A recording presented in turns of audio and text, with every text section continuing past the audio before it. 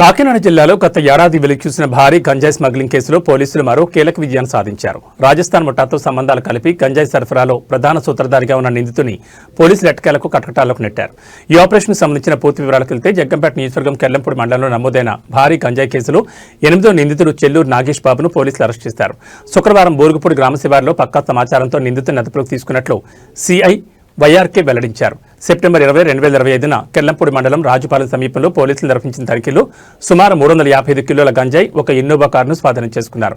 ఆ సమయంలో ముగ్గురు నిందితులను అరెస్ట్ చేయగా ప్రధాన నిందితుడు లాల్ సింగ్ విచారణలో నాగేష్ బాబు పాత్ర బయటపడింది.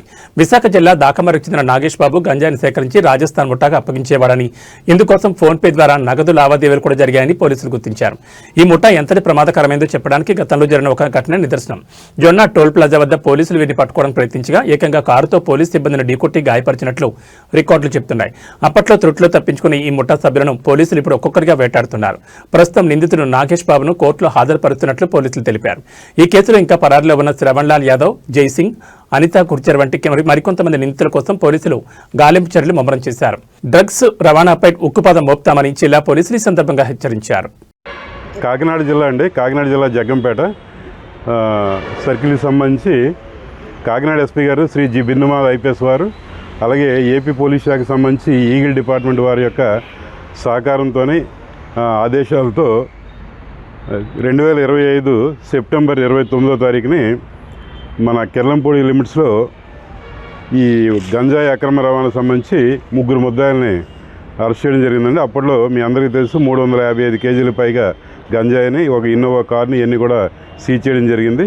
అప్పట్లో ఎవరంటే కదం సింగ్ అని, తర్వాత సువన్ కంకర్దేవి, అలాగే మాపి కన్వర్ అని చెప్పి ముగ్గురు అప్పుడు అరెస్ట్ చేయడం జరిగింది.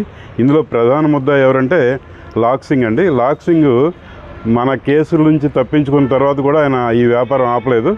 ఈయన ఏంటంటే తెలంగాణ సంబంధించిన కొత్తగూడెం జిల్లాలో టేకులపల్లి పోలీస్ స్టేషన్లో నవంబర్ 29న అరెస్ట్ అయ్యాడండి. నవంబర్ 29న అరెస్ట్ అయిన తర్వాత ఈయన్ని మనం పీటీ వారెంట్తో తీసుకున్న తర్వాత పోలీస్ కస్టడీ తీసుకుని ఈ నేరం గురించి మనం ప్రశ్నించడం, ఈ నేరం గురించి ప్రశ్నించిన తర్వాత ఈయన ఈ నేరంలో ఒప్పుకోవడం జరిగిందండి. ఒప్పుకున్న తర్వాత ఈయన్ని అప్పుడు ఈ లాక్ సింగ్ని ఈ కేసులో మనం అరెస్ట్ చేసాం. ఆయన యొక్క ఇన్ఫర్మేషన్ బేస్ చేసుకుని మరికొంతమంది ముద్దాయిలను మనం ఐడెంటిఫై చేయడం జరిగింది. అందులో భాగంగా ఈరోజు చెల్లూరు నాగేష్ బాబు అని చెప్పేసి ఈయన విశాఖపట్నం జిల్లా భీమిలి మండలం దాకమర్రి అనే విలేజ్ సంబంధించిన ఆయన. ఈయనకి ఈ కేసులో ఉన్న ముద్దాయికి కొంత ఆర్థికపరమైనగా లావాదేవీలు ఉన్నట్టుగా తెలిసింది. ఫోన్పే ద్వారా ఒక 55,000 రూపాయలు ట్రాన్స్ఫర్ అయినట్టుగా, అలాగే కొన్ని ఆర్థిక లావాదేవీలు కూడా పోలీస్ దర్యాప్తులో వచ్చింది. కాబట్టి ఆ వ్యక్తిని కూడా ఈ కేసులో ఈరోజు అరెస్ట్ చూపిస్తున్నామండి. గంజాయి కేసులు అయితే లేవండి, వేరేగా లా అండ్ ఆర్డర్ సంబంధించి కొన్ని కేసులు. ప్రజెంట్ అయితే ఎంపీటీసీగా ఉన్నారు. కాదు, ఇది గంజాయి కేసు వరకు మనం తీసుకోవాలి. ఇదేదో లా అండ్ ఆర్డర్ కేసు అనుకోండి, ఆయన ఏం కులం, ఏ పార్టీ అన్నీ కూడా పెట్టడానికి మా యొక్క గౌరవ డీజీపీ గారు ఎప్పటికప్పుడు ప్రతి జిల్లాకు కూడా కొన్ని ఆదేశాలు ఇస్తుంటారు. మాకు ఎస్పీ గారి దగ్గర వస్తుంటాయి.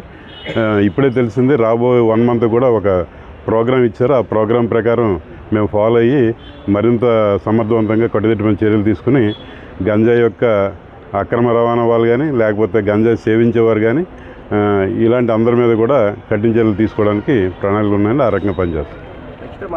కూడా మీకు ఇది గతంలో కూడా ఈ విషయంలో క్లారిఫై చేసాం. మనం నేషనల్ హైవే మీద ఉన్నాం. నేషనల్ హైవే మీద కూడా మనకి తీసుకుంటే మన జిల్లాకు సంబంధించి తుని నుంచి గండేపల్లి వరకు కూడా ఉంది.